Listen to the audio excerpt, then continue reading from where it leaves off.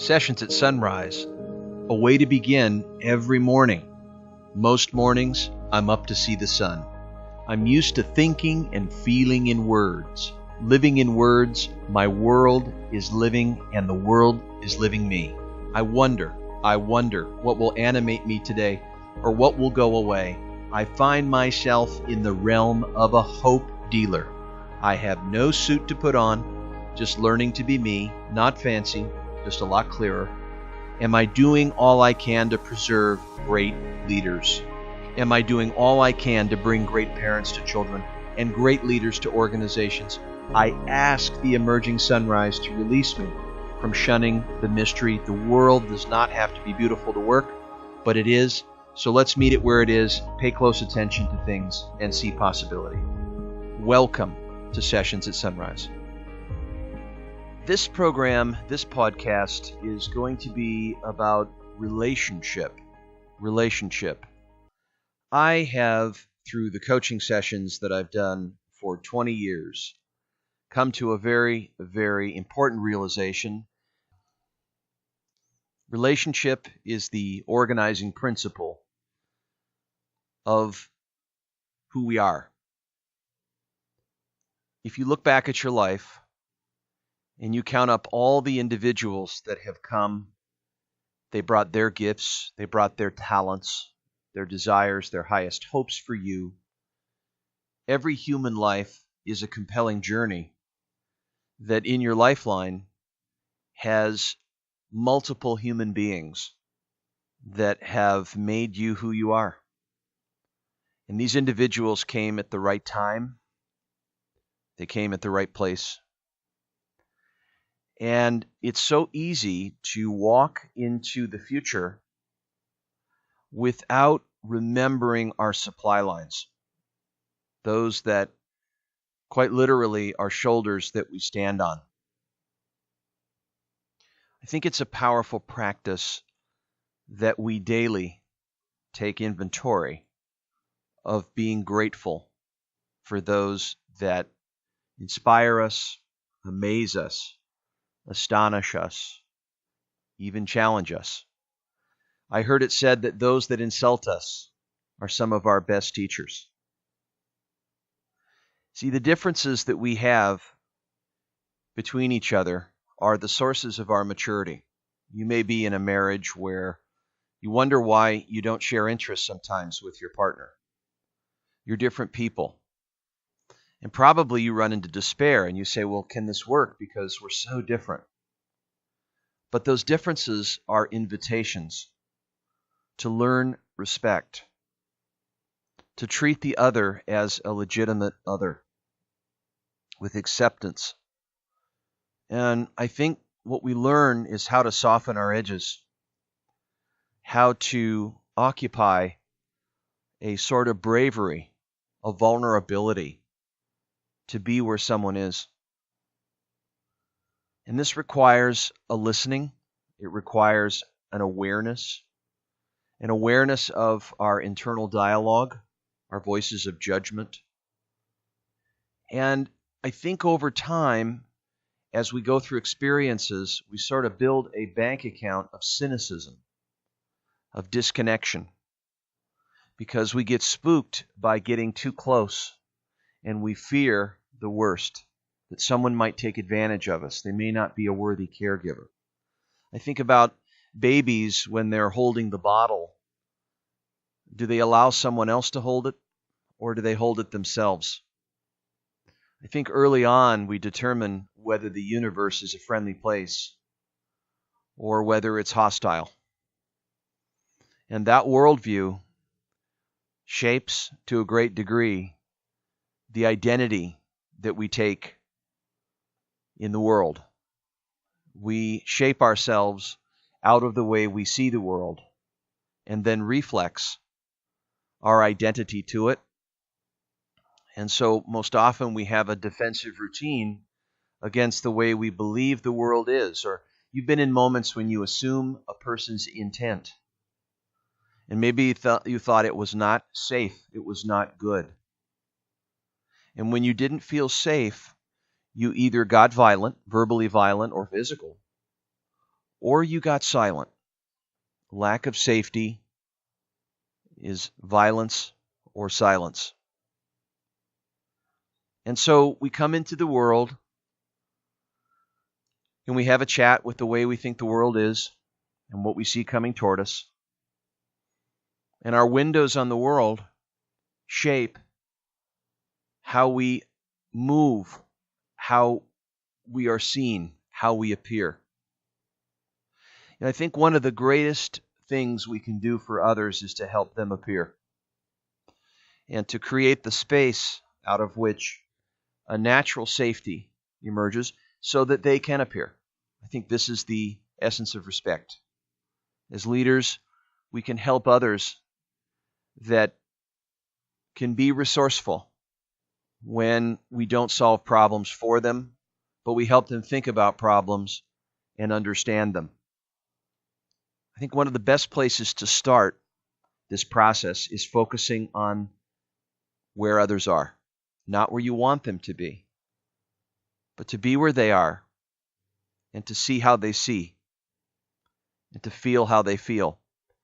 Now, there's a certain quality that will never access to this, right? You can't know how people feel or the exact way that they're having their experience. But you can get partially there. You can listen from there and hear voices other than your own and be there.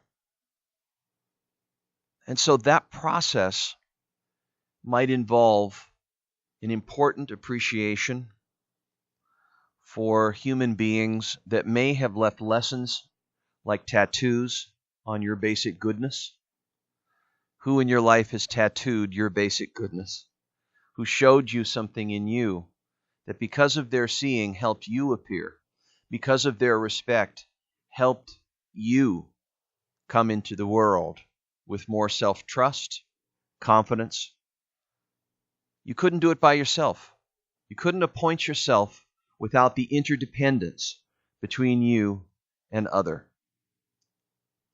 And so I have a remembrance of a very special human being to me, kind of a second mother growing up. And it was the first time that I remember I felt that legitimacy, that total devotion or focus on me. It was so validating.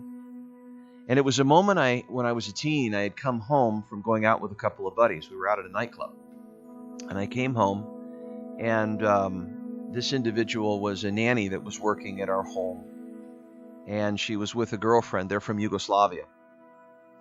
And my mother was asleep, but there was a casita next to our house. And I remember going to the door. It was about 1 a.m. And all I could hear was the genuine laughter of these two 60-plus-year-old ladies that were just in this frolicky friendship talk, just laughing as if there was nothing better. And it was just so opportunistic to walk into something like that where there's just so much goodness. So I walked in and I sat down, and immediately all the humor came up and the jokes. And these are old friends. You could see that their conversation was something that just warmed their hearts. And they had so many memories to talk about, so many funny times. But as I sat there, I remember sitting there and I could feel almost the frequency of the moment turning toward me. And the individual, I could sense that my presence was so close and near her that she had reached out and just sort of touched my arm very carefully. I called it the lightest touch. And when I thought about that all my life, I remember that kinesthetic sense of some physical sensation anchoring me to a moment that I will never forget, a moment of feeling loved, of feeling legitimacy, of being as if there was no wrongdoing, you could say anything, there was emotional intimacy, and humor was at hand. The lightest touch. The lightest touch. Since her death, 3 days after 9/11, I've tried to put the words together out of how grateful I am for what that moment brought into me and how much it animated me. So I wrote her a poem called The Lightest Touch. Memories of a woman gone past. If she can see me now, oh Lord, she is smiling. Maybe she knew how that lightest touch shaped my dreams. Oh Lord, would she rejoice in gladness. Guardian angels are real. They save whispers for you and claim they will die 3 days before their death. And when they put Master before your name, you know it is only theirs, not yours. To be named by this is their love and respect in a word of their choice. Yet to live outside that word is a world beyond me to explore and listen. Oh, what it is to stay young forever. We would laugh together about one last hurrah. Traditions can be there as a backdrop, and memories uncoil the frolicking sound of a nighttime pub. Pull the plug and load the beer up one last time. It is her time to go now and pass into your heart. Never fall asleep without remembering the light touch and laughter you drank from unconditional love. And oh, so good it was to be with you, woman, who came to my side. There is not one mother, but two of you, and you gave me my name, in love as love that I am. Your lightest touch is the seed in me which stays forever.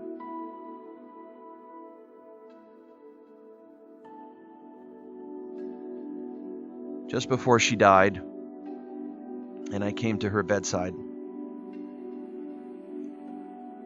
the caregiver at the side of her bed in her home told me that she had put beer in her IV, which I loved. It was so consistent with, of course, the moment I'm describing to you. That's how she was. But she reached me over. She pulled me over to her, and she was not quite alert. She wasn't really conscious, but in a very slow whisper said 3 days. She was telling me when she was going to physically die. And 3 days to the hour, I got that phone call.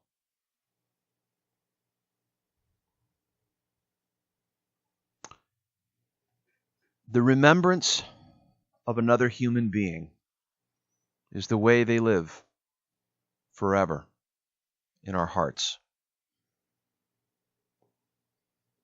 It's important that we remember how others touched us, because that helps them appear and gives them a chance to see who they are.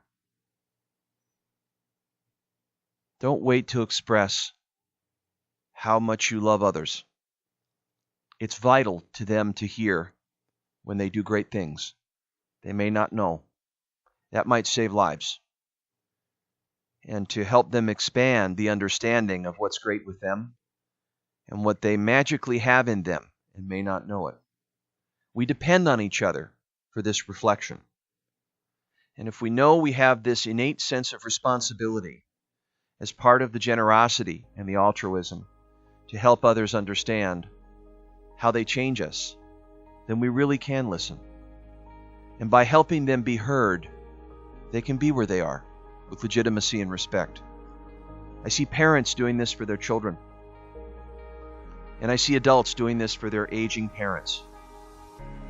I think it's part of giving and receiving love. And I think by the end of our life, if we asked ourselves in our scorecard what we really did well, this would probably be one of them. Is who did we enlighten? Who did we encourage? And who moved us? Who changed us profoundly? And have we told them? And don't wait until their funeral to do so. Thank you.